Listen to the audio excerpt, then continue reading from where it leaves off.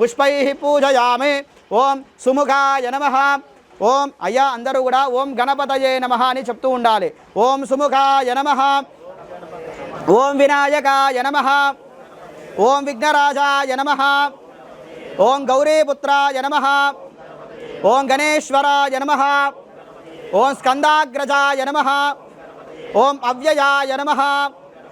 ఓం పూతాయ నమః. ఓం దక్షాయ నమః. ఓం అధ్యక్షాయ నమః. ఓం ద్విజప్రియాయ నమః. ఓం అగ్నిగర్భచ్చిదే నమః. ఓం ఇంద్రశ్రీప్రదాయ నమః. ఓం వాణీప్రదాయకాయ నమః. ఓం సర్వసిద్ధిప్రదాయకాయ నమః. ఓం సర్వతనయాయ నమః. ఓం సర్వాత్మకాయ నమః. ఓం సృష్టికర్తే నమః. ఓం అనేకార్చితాయ నమః. ఓం శివాయ నమః. ఓం సిద్ధిబుద్ధిప్రదాయ నమః. ఓం శాంతాయ నమః. ఓం బ్రహ్మచారిణే నమః. ఓం గజాననాయ నమః. ఓం ద్వైమాతురాయ నమః.